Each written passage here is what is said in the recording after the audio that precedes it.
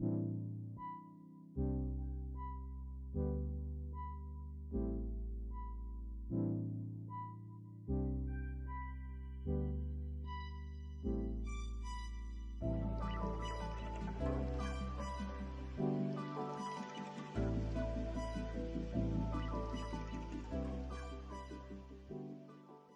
Foxy, it's your birthday. Not for real, just for play. This is Cree Summer, and Moana Nui will be right back.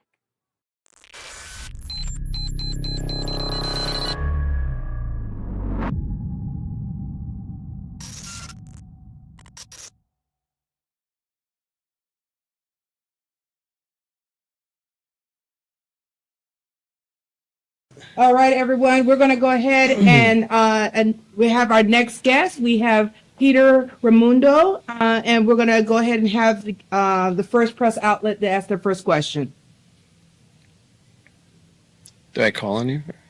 Yeah, go ahead. How you doing? Jamie versus the world. What created your passion For writing, well, the short answer is reading.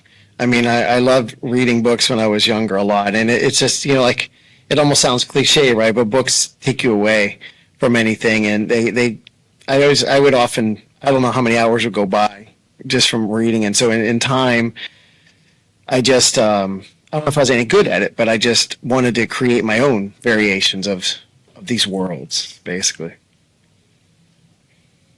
Yes, sir. What was your most memorable experience you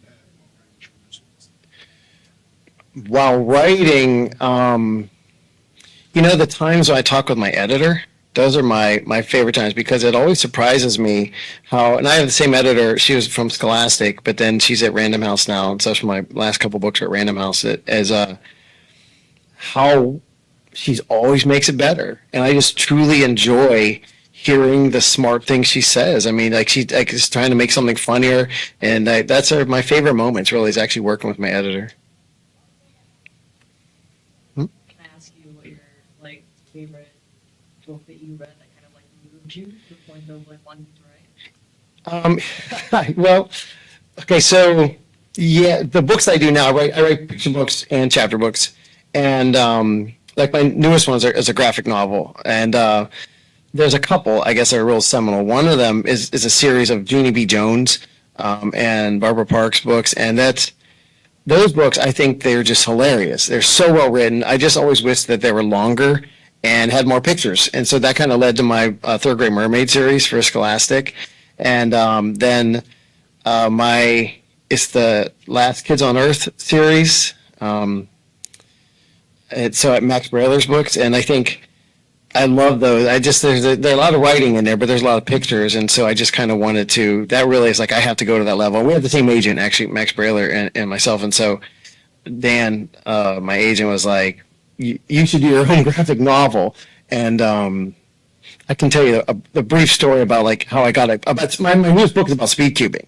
And actually, my son is very, very fast. Years ago, he could do it he averaged about 10 seconds, on doing that. And when my agent saw him do that at an ALA conference, he was like, there's got to be a book in this. And it's never been done, a graphic novel about competitive speed cubing.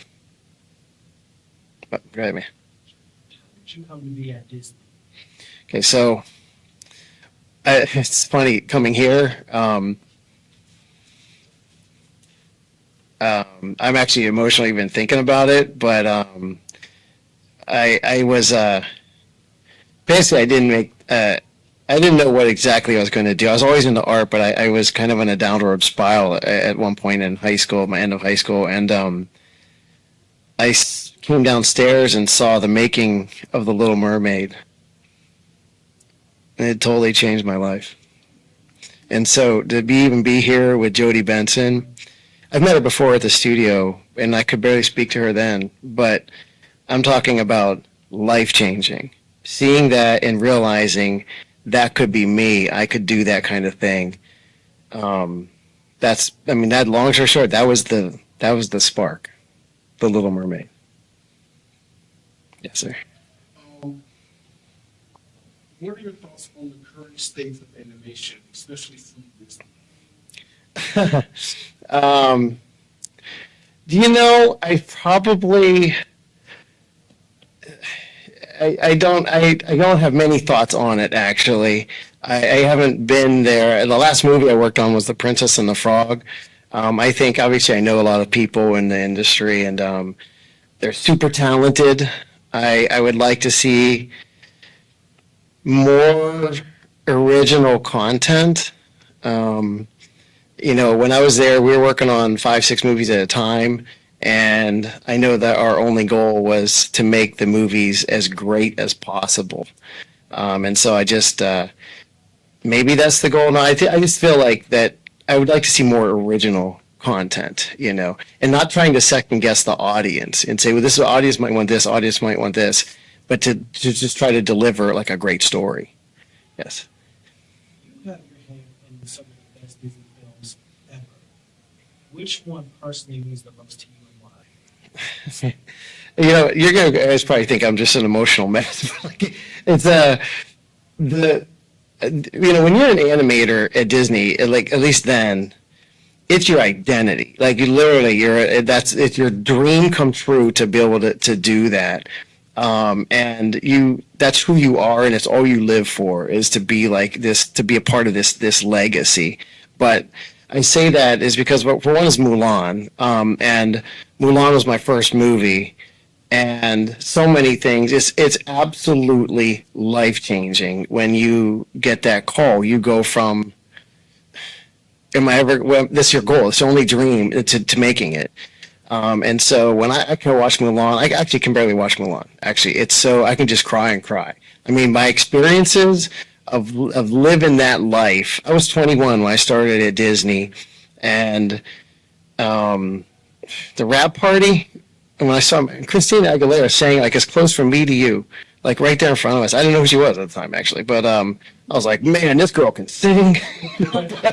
But it's just like Mulan, and it's just because, you know, and a lot of people would say this when you're working there, is you kind of, when you watch the movies, kind of like the books I write, you kind of don't remember the scenes as much as you remember what you're doing in life during those scenes. I mean, everyone's like that actually. And I met my wife on Mulan, and this, like, my whole life changed on Mulan. And so that's like when I think about it, that's my favorite. As far as a movie goes, story-wise, so Lilo and Stitch probably was, like, the character Lilo was probably my favorite character to work on because of her voice. Because when you're a character animator and you're hearing these scenes, like, again and again, sometimes they're like 1 second, 2 second, like, you know, like, I told you so. And so her voice was amazing. DeVay Chase is that girl's name, and man, that was just hilarious. Every time you heard a new scene, it was just like we'd laugh just watching dailies. What do you miss the most about Disney? The people. I think that you go, and I work basically at home now, right? And I write, and I which is fine. I mean, for having a family, it's kind of easier it's almost a better scenario to work at home like I do now. But I mean, you go to the Disney studios, and every day, and you're surrounded by the best artists on the planet. And you're working on these things that you know everybody's going to see. At least back then, it was just hit after hit after hit. And you knew that they were going to be big. And that was kind of the thing. Everyone's so proud. You walk in that building, it says the animation. You know, it's just, you got one of those big wooden desks like Frank and Ollie. You know, it's just, you just always felt like you were a part of this legacy. Yes. Warning, might be an emotional question.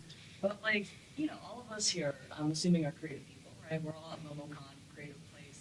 You worked at Disney, very creative place. Even now you're still immersed in that creative space, making wonderful children's books, right? When you're in, like, a space, right, full of these creative people, full of energy, full of, like, enthusiasm, what do you think that, like, kind of does for you, both, like, kind of, like, mentally and, like, emotionally?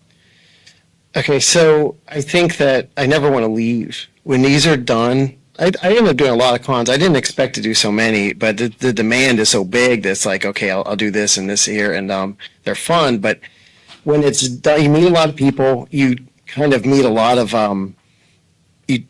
people who really are emotional to meet you and stuff like that. And then it's so positive here, you know, and not just MomoCon, but every convention. everyone's happy. Everyone wants to be here. Everyone's accepted here. Everyone's accepted here.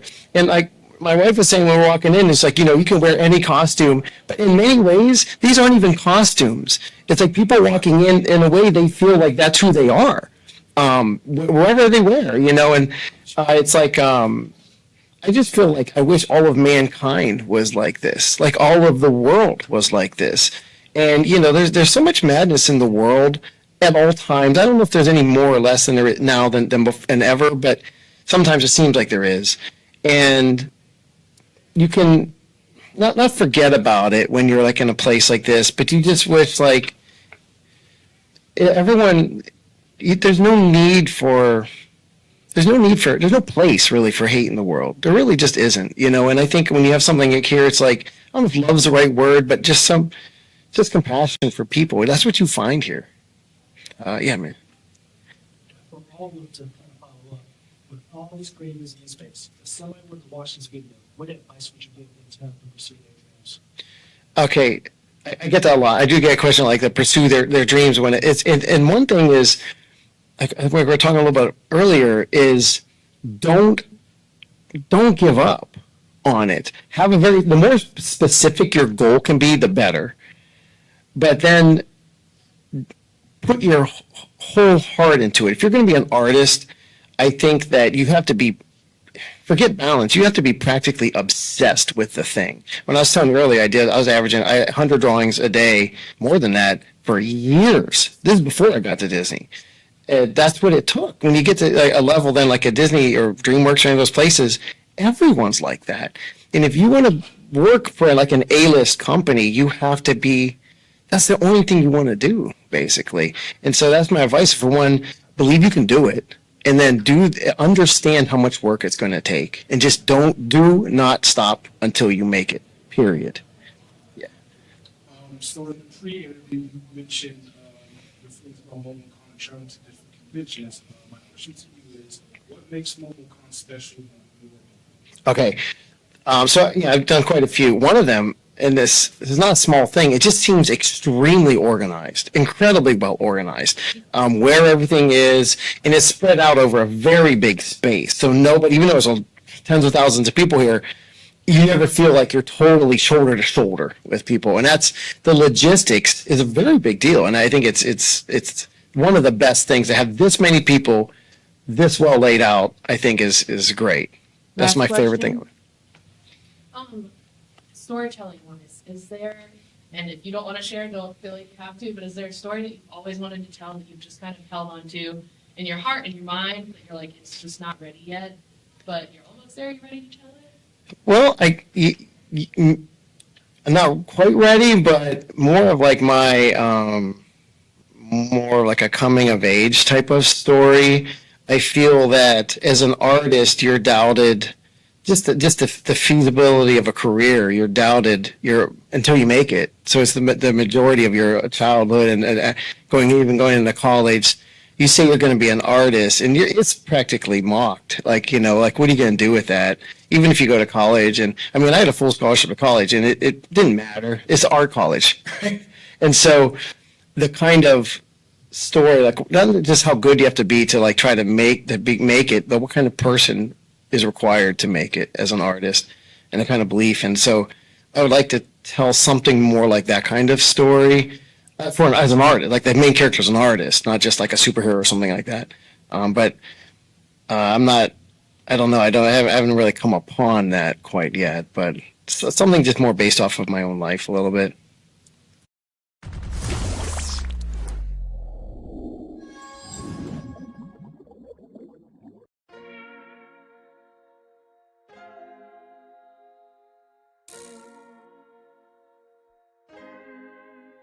So many stories left to tell, even if we have to ourselves. Can't keep history on the shelf. If they won't tell it, we will. If this the land of the free, was a freedom then, when they annexed Hawaii and called it Cedar Lands, without any type of payment and no signing off, called themselves the Republic in 1894.